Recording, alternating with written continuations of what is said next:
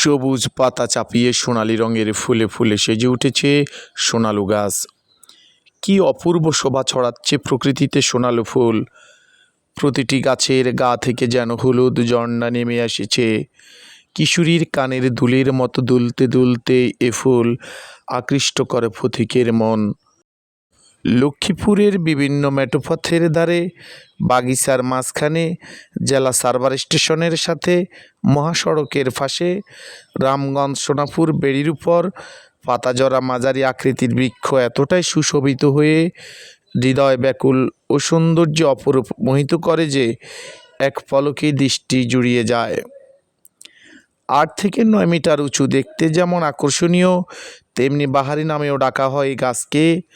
সোনালু, হলানু, সোনাইল, বান্দর লাঠি ইত্যাদি। এই গাছের পাতা দিয়ে শিশু কিশোররা বাঁশি বাজায়। এর রয়েছে বেজস্ব গুণাগুণ। ইংরেজিতে গাছের নাম গোল্ডেন শাওয়ার ট্রি। এই গাছের আদি নিবাস বাংলাদেশ, ভারত ও মিয়ানমার। এর ফুল, ফল ও পাতা বানরের খুব প্রিয়। সোনালু কাঠের রং ইটের মতো লাল। ঢেঁকি, গড়ে খুঁটি বা সাঁকো তৈরি গাছের কাঠ লোহা কাঠের বিকল্প হিসেবে ব্যবহার করা হয়। সৌন্দর্য বর্ধনের জন্য বাসাবাড়িতে, নাগরিক জীবনে গেটের ধারে গাছ লাগানো শুরু হয়েছে আশাব্যঞ্জক হারে।